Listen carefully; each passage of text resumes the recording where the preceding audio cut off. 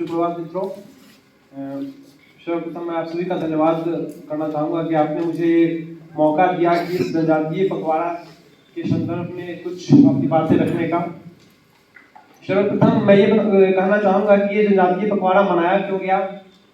और ये हम लोगों ने क्यों मनाया, इसका उद्देश्य क्या था। क्योंकि जब भी सरकार के द्वारा कोई भी एक्टिविटी, कोई भी कार्यक्रम किया जाता है तो उसके पीछे कुछ उद्देश्य होता है, कुछ उसकी पृष्ठभूमि होती है। जैसा कि हम सभी जानते हैं कि 15 नवंबर को धरती आबा बिरसा मुंडा का जन्म दिवस था और इसी संदर्भ में जो हमारे स्वतंत्रता संग्राम में जनजातीय नेताओं ने और जनजातीय लोगों ने जो सहयोग किया, उन्होंने जो भूमिका निभाई, उन्हीं को सम्मानित करने के लिए सर्वप्रथम 2021 में भारत सरकार ने बिरसा मुंडा के जन्म दिवस अर्थात 15 नवंबर को जनजातीय गौरव दिवस के रूप में मनाने का ऐलान किया था और तब से हम सभी 15 नवंबर को जनजातीय गौरव दिवस मनाते आ रहे हैं। यहाँ ध्यान देने वाली बात यह भी है कि ये इस वर्ष बिरसा मुंडा की 150वीं जयंती थी, इसीलिए हम सब ने इस वर्ष जनजातीय गौरव दिवस के साथ साथ जनजातीय गौरव पखवाड़ा भी मनाया, जिसमें हम सभी लोगों ने और भारत के अन्य विद्यालयों के छात्रों ने भी, अन्य विश्वविद्यालय के छात्रों ने भी बहुत सारे कार्यक्रम किए। सर्वप्रथम मैं बताना चाहूँगा कि इस जनजातीय गौरव पखवाड़े में सर्व प्रमुख चीज़ें क्या रही और जनजातीय लोगों को सम्मान देने के लिए भारत सरकार ने क्या कुछ किया।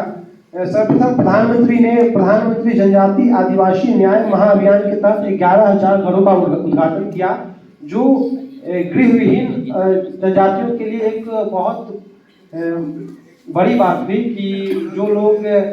अभी भी जंगलों में रह रहे हैं, क्योंकि हमारे देश का एक ऐसा बहुत बड़ा तबका अभी भी है जिनके पास घर नहीं है। हम लोग यहाँ बड़े बड़े बिल्डिंगों की बातें करते हैं, लेकिन ऐसे बहुत सारे लोग हैं खासकर जनजाति के समाज में जिनके पास आज भी रहने को घर नहीं है। तो ऐसे लोगों के लिए प्रधानमंत्री ने 11,000 घरों का उद्घाटन किया और एक अन्य स्वास्थ्य क्षेत्र में दूर दराज के आदिवासी क्षेत्रों में स्वास्थ्य सेवा की पहुंच में सुधार के लिए प्रधानमंत्री ने 23 मोबाइल मेडिकल यूनिट भी प्रदान किए। इसके अलावा धरती आबा जनजातीय ग्राम उत्कर्ष अभियान के तहत अतिरिक्त 30 MMU का उद्घाटन किया। प्रधानमंत्री ने जनजातीय छात्रों के लिए भी एक बहुत बड़ा योगदान किया है, क्योंकि जनजातियों में शिक्षा का अभाव एक बहुत बड़ी समस्या है और हम लोगों ने इन 15 दिनों में जो भी जनजातियों पर चीज़ें देखी, जो भी उनकी समस्याएं देखी, चाहे वो नाटकों के माध्यम से हो, वीडियो के माध्यम से हो, जो भी चीज़ें या फिर पेंटिंग वगैरह भी हम लोगों ने बनाई, तो उन सब में जनजातियों की जो समस्याएं प्रदर्शित की गई, मेरे अनुसार उन समस्याओं का सबसे बड़ा कारण यह है कि उनके बीच शिक्षा का अभाव है और वे अभी भी हमारे समाज से, जो हमारा आधुनिक समाज है, उससे इतनी दूरी बनाए हुए हैं और उसका मुख्य कारण यही है कि उनके बीच शिक्षा का अभाव है। इसलिए प्रधानमंत्री ने 300 वन धन विकास केंद्र और 10 एकलव्य मॉडल आवासीय विद्यालयों का भी उद्घाटन किया और सांस्कृतिक संरक्षण के क्षेत्र में मध्य प्रदेश के छिंदवाड़ा और जबलपुर में 2 जनजातीय स्वतंत्रता सेनानी संग्रहालयों का उद्घाटन किया। साथ ही जम्मू और कश्मीर के श्रीनगर तथा सिक्किम के गंगटोक में 2 जनजातीय अनुसंधान संस्थानों का भी उद्घाटन किया। इसके अतिरिक्त जनजातीय लोगों को सम्मान देने के लिए और धरती आबा बिरसा मुंडा की याद में प्रधानमंत्री ने एक स्मारक सिक्का और डाक टिकट भी जारी किया, जो सदैव हम लोगों को याद दिलाता रहेगा कि हम लोगों ने किस तरह जनजातीय गौरव पखवाड़ा मनाया था। इसके अतिरिक्त मैं बिरसा मुंडा की जीवनी के बारे में बहुत कुछ नहीं कहना चाहूँगा, सभी लोगों ने उनकी जीवनी के बारे में बताया और हम लोग पिछले तकरीबन 10-11 दिनों से इस चीज़ को देखते आ रहे हैं। लेकिन मैं ये जरूर कहना चाहूँगा कि बिरसा मुंडा की जो जीवनी है वो हम सभी के लिए एक बहुत ही बड़ी प्रेरणादायक चीज़ है। इसलिए नहीं क्योंकि उन्होंने जो लड़ाइयाँ लड़ी या फिर जो कुछ किया, वो उन्होंने एक बहुत बड़ा मैसेज, उनका जो हम सभी छात्रों के लिए बहुत बड़ा मैसेज है, वो ये कि वो उस तबके से आते थे जो तबका उस समय में बहुत ही ज़्यादा पिछड़ा हुआ था। और मुझे लगता है कि आज जब जनजातियों की स्थिति इतनी खराब है, आज़ादी के तकरीबन 75 साल बाद इतनी सुविधाएं मिलने के पश्चात भी इतनी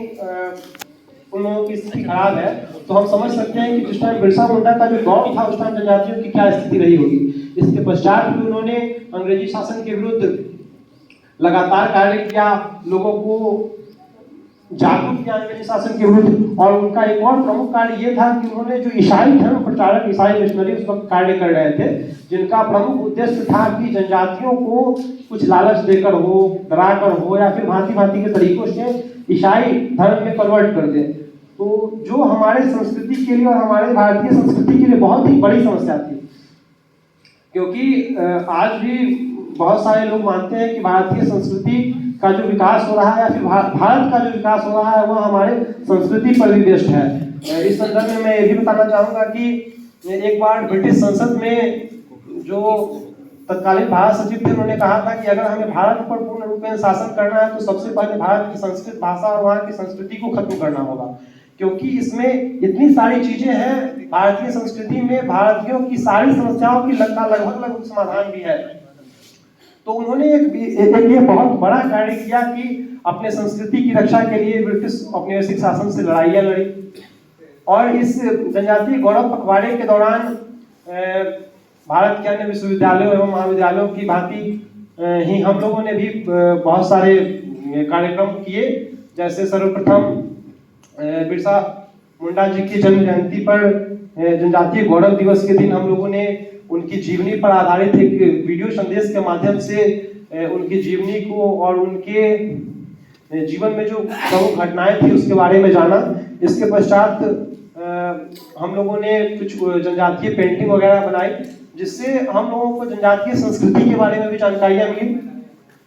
इसके पश्चात उन पर कुछ डॉक्यूमेंट्री वगैरह कुछ छात्रों ने बनाए, हम सब ने बनाया। तो उससे भी हमें ये सीखने को मिला कि किस तरह जनजातीय चीजों को मतलब हम मॉडर्न तरीके से पेश करें तो वो भी कितना सुंदर रहेगा। और इसके पश्चात हम लोगों ने ट्राइबल कंट्रीब्यूशन पर एक सेमिनार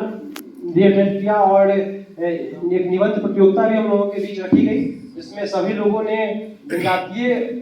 समाज के विभिन्न पहलुओं पर,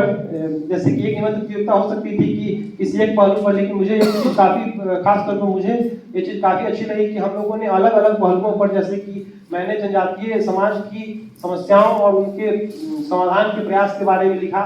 ऐसे इस तरह से सभी लोगों ने अपना अपना विभिन्न पहलुओं पर अपनी राय रखी, अपनी बातें रखी। और इसके पश्चात हम लोगों ने कुछ नृत्य संगीत का भी प्रोग्राम किया, जिससे हमें जनजातीय लोगों की किस तरह की संस्कृति है, उनका किस तरह का कल्चर है, इसके बारे में जानने को मिला। और कल आखिरी दिन हम लोगों ने सामुदायिक भोज का भी आयोजन किया। इससे भी हमें बहुत कुछ सीखने को मिला कि किस तरह हम सभी लोग एक सामुदायिक तौर पर कार्य करके आगे की ओर बढ़ सकते हैं। और ये भी सीखने को मिला कि जनजातीय लोग जब आज भी मान लिया जाए, फिर पहले के समाज में भी जनजातीय लोग कितने कष्ट से भोजन बनाया करते होंगे, क्योंकि उनके पास आज बहुत सारे ऐसे समाज है, जनजातीय समाज है, जिनके पास जैसे हम लोगों की तरह गैस चूल्हा एवं इलेक्ट्रिक चूल्हा वगैरह उपलब्ध नहीं है, तो उनको किस तरह का कष्ट हो सकता है। यही सब चीजें हमने सीखी। और इस पखवाड़े का जो मूल उद्देश्य था कि जनजातीय लोगों को और भारतीय स्वतंत्रता संग्राम में जो जनजातीय आंदोलनकारी थे उनको सम्मान देना और उनके जीवन से हम सभी को प्रेरणा प्राप्त करना, वो सब मुझे लगता है कि हम सभी लोगों ने बहुत कुछ ना कुछ सीखा ही होगा, थोड़ा हो या बहुत कुछ ना कुछ उन जनजातीय आंदोलनकारियों से प्रेरणा प्राप्त किया होगा। बस इन्हीं बातों के साथ मैं अपनी बात खत्म करना चाहूँगा।